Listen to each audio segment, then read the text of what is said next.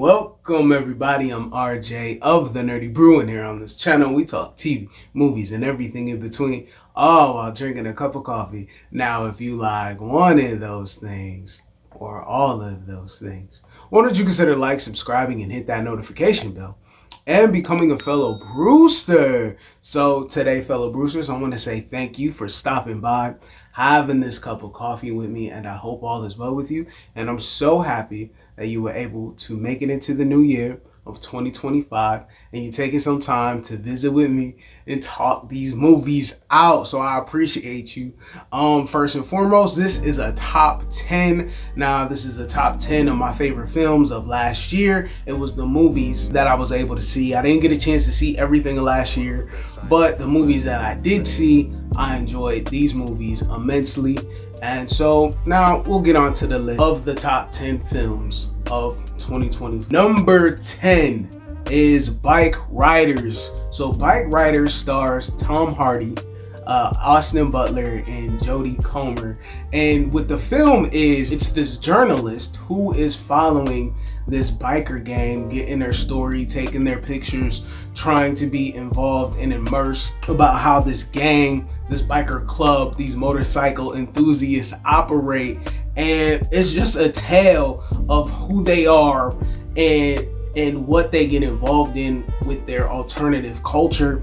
And the thing is, you got Austin Butler, and Austin Butler plays just somebody who's a part of the club. He has a relationship with Tom Hardy's character, who is the president and leader of the club, but he's somebody who's totally invested into what the club is. He's not somebody who's trying to change it. He doesn't have no better future view like he was Jax Teller from Sons of Anarchy. He's somebody who fully is dedicated to that lifestyle and dedicated to his club.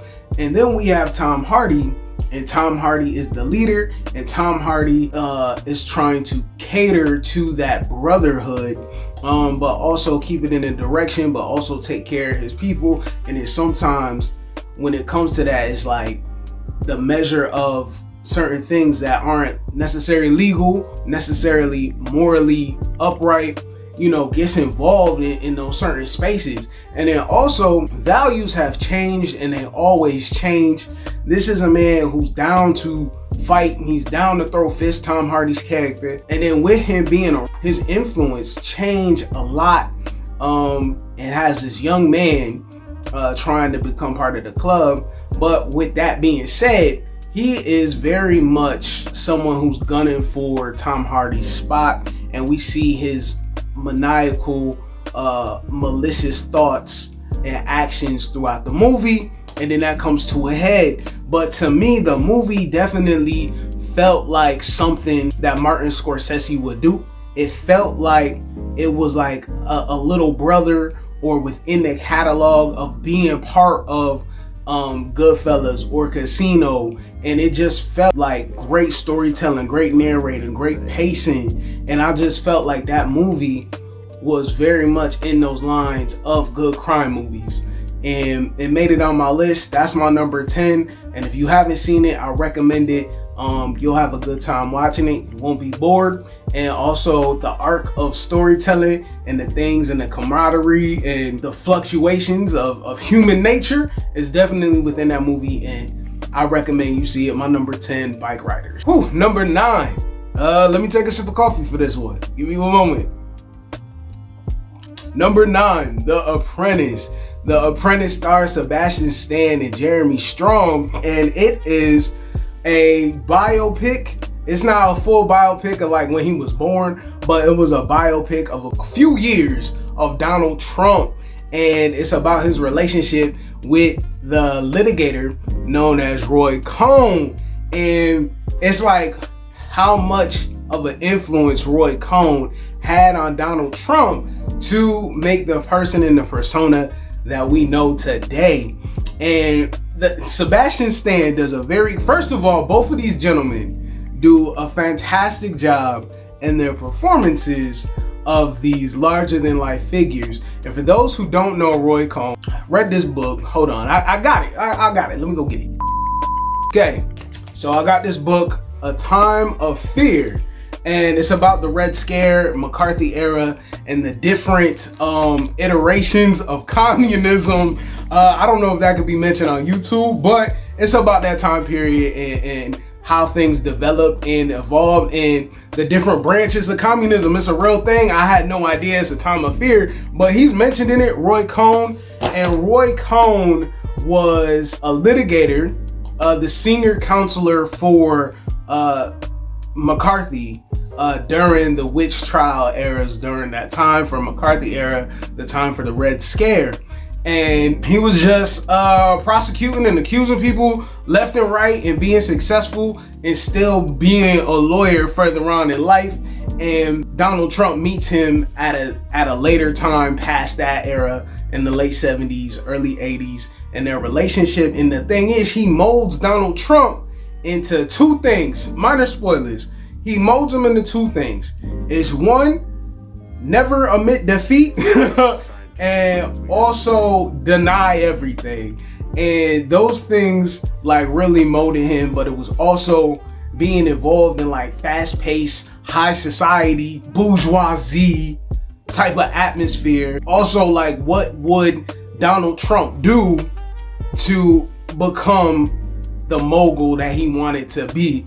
And it's like, you know, super hard things in developing this person. And the thing is, Sebastian Stan doesn't do an impression of Donald Trump like it would be on Saturday Night Live.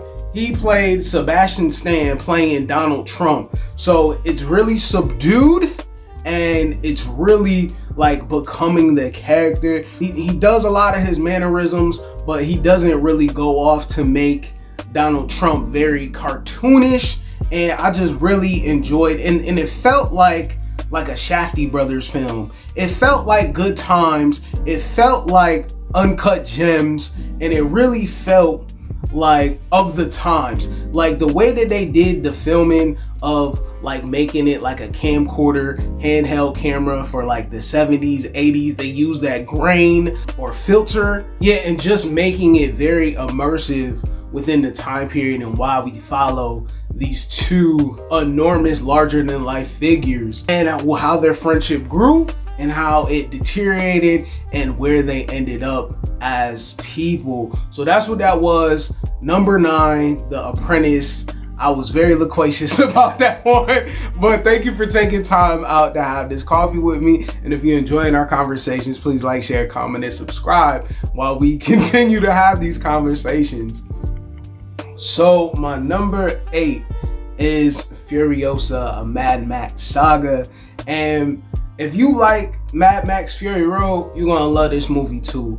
My friend Robert, he wasn't too big on that movie, and that kind of bothers me. But film is subjective, and you like what you like, and that's okay. I don't like mushrooms, and there's a lot of people who do like mushrooms, and I just feel like, do not give me no mushroom coffee. I'm gonna drink coffee beans from the ground. Let's make it Colombian, straight roasted smell. That's what I want to deal with. But anywho, since we all like different things, I really enjoy Furiosa, this Mad Max saga, because it's really immersed into the world of Mad Max, but there's like a Mad Max like analog kind of like character within the film, but not necessarily Mad Max, but the movie knows that it wanted to have Mad Max in there. But it takes place as a time period, and it stars Anya Taylor-Joy and also Chris Hemsworth, and directed by George Miller, who is like the father of the Mad Max franchise. And the movie is definitely, it's a solid, entertaining action movie. Beautiful set pieces. It has it's a very minimal script that's full of a lot of story. It has dynamic and sharp characters. It has a lot of good going for it. Chris Hemsworth as a character was definitely larger than life, and he filled the role, and he was having a lot of fun within it, and he's not like a Morton Joe figure who was the villain in Mad Max Fury Road. I think his name is Martin Joe. Whatever the bad guy name was in Fury Road, he's actually a subordinate to him, and that figure is like a deified figure, a cult-like leader, and Chris Hemsworth wants to be that kind of character. And you know, discovering Furiosa and the things that tied with women within this world. Women are high commodities, women are value, which is for real. But the thing is, it's a patriarchal kind of, there's not a lot of feminism and equality within this world. So women are second-class citizens, but they are high currency as well. And Furiosa, we see her origin from where she came from as a child, her time in her life of where she was, to the things that she went through to be the figure that we end up knowing in Fury Road. And yeah, as I said, the action, the visuals, everything about this movie was very immersive. I love the pacing and the storytelling in it. And it's 2.5 hours, but everything to me, I felt like a little bit of it could have been chopped down 15 minutes. But other than that, I felt like everything in the story was fully necessary.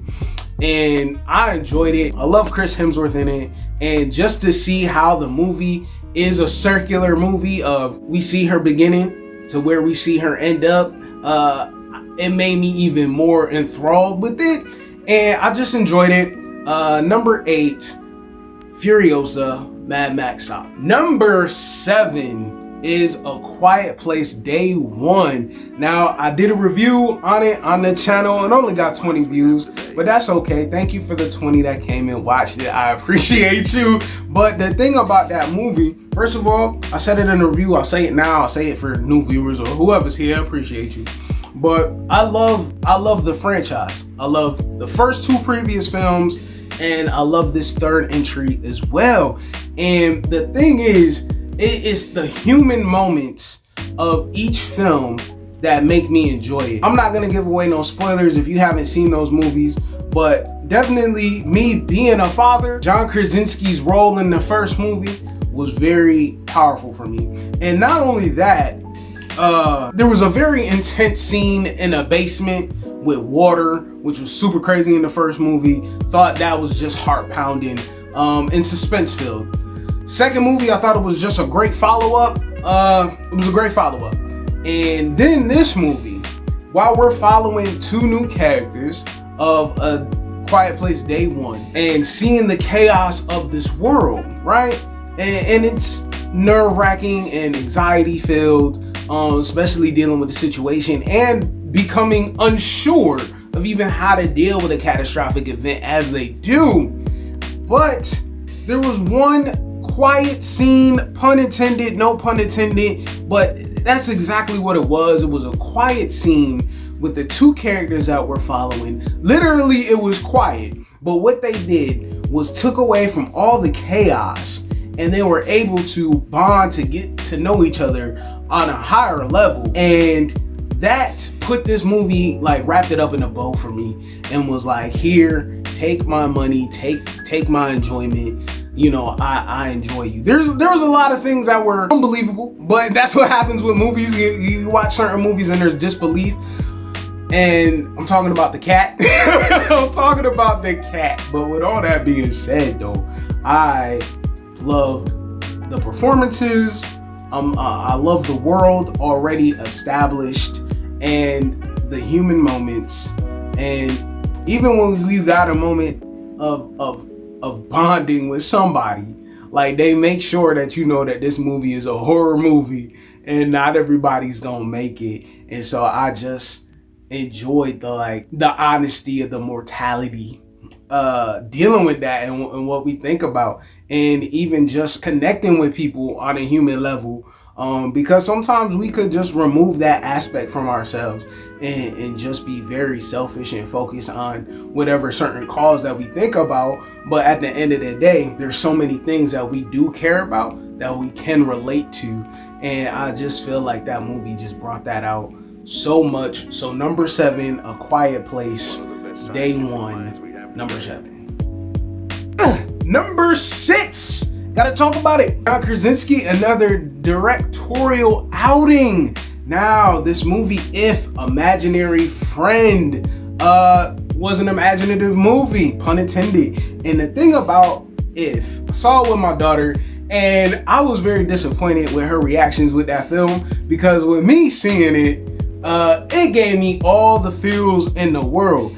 And we left the theater, she was like, it was okay, it was fine. And I'm like, what? You know, first of all, I mean, guess my sentiments is totally different, because it's a relationship with a dad and his daughter. That's one. Two, the dad is sick. Three, this little girl discovering what it is to know about imaginary friends and what it is. And I love the set pieces. I love Ryan Reynolds. Ryan Reynolds was a good anchor as a main character for the film. Yeah, I loved it. I love this discovery. I love the emotions. You know, I just love the whole arc of the movie. And I love, like, yeah, I love the set pieces. I love what it did. And I felt like it was just a delightful film. I guess a lot of people weren't too crazy about the film, but I saw the charm in that movie. And that movie definitely, like, I don't talk about it now, but like, I'm a man who's been through things in life, right? And at a certain period of time in my life, I was definitely like I stopped crying at a point in time, and it was just social conditioning. But now, I don't have nothing to prove to nobody. So I'm like, yo, I'm about to boo-hoo my eyes out because I felt moved. And the ending of that movie really had me to tears, because I just thought it was beautiful. And another thing is that I needed to bring out is that I had two imaginary friends growing up. I was raised as an only child, and playing with action figures and imaginary friends help me be sane to the best of my ability. So it just, even on that theme, made it more of a touching film for me. So just personally, on a subjective level, I enjoyed If, and If became my number 6 on my top 10 in 2024. Let me know what made it on your list down in the comments below. But as we continue, top 5, Dead or Alive, that's just off one LP, was Fall Guy. Fall Guy was super fun. And I didn't know the great comedic timing of Ryan Reynolds. No, not Ryan Reynolds, Ryan Gosling. And I am RJ, Ryan Johnson. I'm just thinking like that, like fully. I'm thinking of, yeah, the film in itself. It was so fun and then endearing, and even it being like a love action story. And there's just this scene, I'm just, minor spoilers, he was high. He gets high at one point, and with him being high in the movie, it was just super funny, super imaginative. Just how they did the camera work and seeing his visuals of being high. It was kind of reminiscent. It did the film work of kind of like Scott Pilgrim vs. the World, Lost in Loathing in Las Vegas, of just showing the weirdness of what it was, of his mind being altered. Thought it was super funny in his reaction to it. And also, yeah, just it being a great action comedy. Just a lot of the film bits that he went through, and the set pieces, and just finding out the plot. And also, Aaron Taylor Johnson was in there, and I enjoyed him as well. Yeah, the chemistry between Ryan Gosling and Emily Blunt, you could tell it was really sizzling between those two. Very natural. And even dealing with the awkwardness between them as being ex-lovers. I just loved the chemistry. I loved everything wrapped up in the package. Fall Guy was a great film. That's my number 5, Fall Guy. Number 4, Transformers 1. Transformers 1, took my daughter to see it. I spoke about it once before. I'll put the video somewhere. You'll be able to find it. But yeah, within talking about the movie, I'm not going to talk too much about it because I talked about it once before. But first of all, when it came to the animation of the movie was very visual, very sharp, very crisp, just great animation. That's one. 2, a very fun story in seeing the ideas and things different between Orion Pax, who was the previous name for Optimus Prime, and then also D16, who ends up becoming Megatron. And just like, you could just see the deconstruction between Megatron and their relationship, and then also the origin of Bumblebee, Badassatron. He makes it in there, immediately played well by Michael Keegan Key. Is that his name? Key and Peele, the other half of the, the key side from Key and Peele. Yeah, I loved him as Badass Tron. And just the visual work that they did within the movie, like the choreography, and then building the storytelling of it being an adventure. It's an adventure or a journey going from point A to point B, and the things going along while they stream through that. And yeah, I enjoyed that a lot. But yeah, as I said, I'm not going to talk too much about it, but you can check out that video where I did talk enough about it. But I enjoyed it so much. It was a surprise movie. I thought that it was going to be like a bargain bin kind of movie, and like they're trying. And also Chris Hemsworth, once again, he had a lot of fun, and he didn't do an impression of Peter Welling, who was the voice of Optimus. And I just really felt like he played like a younger version who needed to step into the role of Optimus. And yeah, I just felt like that was really done well. And Brian Tyree Henry as Megatron was very believable in his performance. So I enjoyed him as well. So my number 4, Transformers 1. Baby, ain't no lie, baby, bye, bye, bye, bye. Deadpool and Wolverine, such a fantastic, fun time at the theater. I did not revisit it, but yes, the jokes were super sharp when he was talking about, with the blind lady, talking about booger sugar. And like, Disney is not gonna allow that. And then it being weaved into the MCU, him grabbing the microphone, like the jokes, that was really homo. But he was like, grabbing the microphone, talking to the camera. It is Deadpool. Deadpool breaks the fourth wall. Yeah, just adding new gags. Finally seeing Hugh Jackman. And to me, I swear to me. All right, so I swear to me that Hugh Jackman has been Wolverine, and he's always been magnetic, and he's always been he always embodied the role. But I felt like this was his best performance as Wolverine. Just everything that they gave him we've seen broken Wolverine, and Wolverine is a broken character in all the films that he's been in. But the thing is, I just felt like this was a more broken, humble, subdued, curmudgeoned, aggressive Wolverine. Wolverine he has his rage mode, and we've seen him, but this Wolverine, they gave him more of ability, a super strength. And then the cameos blew us away. Woo! I'm about to make a name for myself here, right?